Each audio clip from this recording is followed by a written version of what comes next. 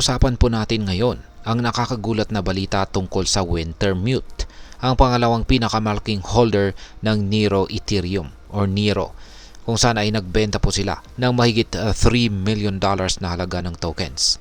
Dahil dito, nagkaroon ng malaking tanong sa community ng crypto or crypto community kung paano nito maapektuhan ang presyo ng Nero. Sa kabila po ng positibong takbo ng crypto market, tila nagiging maselan po ang sitwasyon ni Nero dahil sa malaking pagbenta na ito.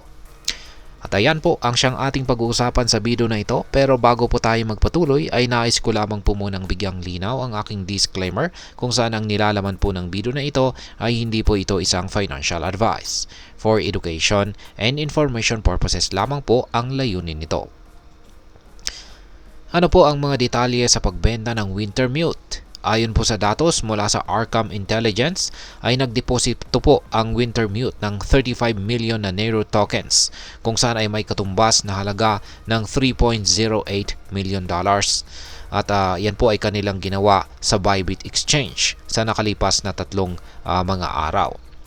Ang mas nakakagulat po dito ay bago po ang pagbentang ito ay nag-withdraw ang Wintermute ng mahigit 121.466 million tokens mula kay Bybit para maging pangalawang pinakamalaking holder ng crypto na ito.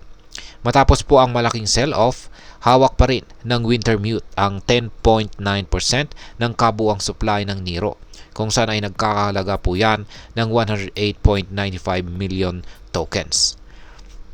Ngayon ay kahit po nagkaroon ng pagbenta ay patuloy pa rin ang interes ng iba pang mga malalaking investors tulad po ng GSR Markets, kung saan ay meron naman po silang hawak na mahigit 33.52 million na tokens. Magkasama, hawak ng Wintermute at GSR ang mahigit 14.25% ng total supply. Dahilan po para magdulot ng nerbiyos ang posibilidad ng isang karagdagang sell-off. Bakit po nagiging volatile ang presyo nitong si Nero? Sa kasalukuyan, ang presyo po ni Nero ay naglalaro sa presyong 0.079 kung saan ay halos hindi gumalaw sa nakaraang 24 oras kahit pa bumagsak ang presyo ng mahigit 10% sa nakaraang linggo. Ang intraday high po nito ay nasa 0.08385 samantalang ang low ay nasa presyong 0.0753. Ang kawalang estabilidad ng presyo ay nagmumula po ito sa epekto ng malalaking holders tulad ng Wintermute, kung saan ay may kakayahang magdulot po ng pabago-bagong galaw sa market sa pamamagitan po ng malalaking transactions. Ngayon ay ano naman po ang epekto ng partnership ng DWF Labs? Ayan.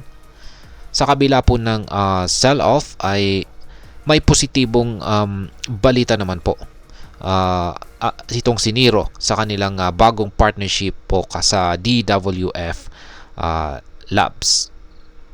Yan, kung saan ay isa po itong kilalang market maker. Ito po ay maaring magdala ng dagdag na liquidity sa market at posibleng maibalik ang tiwala ng mga investors. Gayunpaman ay hindi pa rin natitiyak kung sapat ang partnership na ito para ma-neutralize ang negatibong epekto ng mga sell-off ni Wintermute. Ngayon ay ano naman po ang maaring maging epekto nito para sa atin bilang mga Pinoy crypto trader at investors. Para sa atin ay ang sitwasyong ito ay isang mahalagang paalala tungkol po sa market volatility at ang epekto po ng malalaking holders o whales. Kung may hawak kang Nero, makakabuting pag-aralan mo ng mabuti ang galaw ng market at mag-set up po ng stop loss orders upang maprotektahan ang iyong investment. Ang ganitong mga balita ay nagpapakita po ng kahalagahan ng pag-monitor sa aktibidad ng mga malalaking holders at pagsuri sa fundamental developments ng token. Ngayon ay ano naman po ang aking masasabi tungkol dito? Sa personal, mahalaga po ang pagiging maingat sa mga ganitong sitwasyon. Ang pagkakaroon po ng malaking influence ng malalaking holders sa presyo ng crypto tulad ni Nero ay nagpapakita na hindi lamang po supply and demand ang dapat isaalang-alang, kundi pati ang aktibidad ng mga pangunahing players sa market.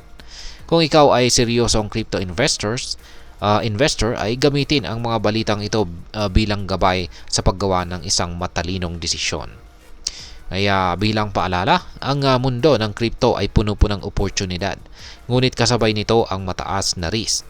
Kaya't siguraduhin mag-research at mag-diversify ng portfolio para maiwasan ang malaking pagkalugi.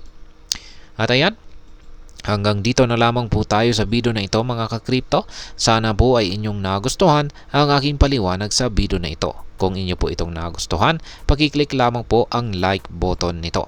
Marami pong salamat sa panonood. Ingat po tayo lagi at God bless po sa ating lahat.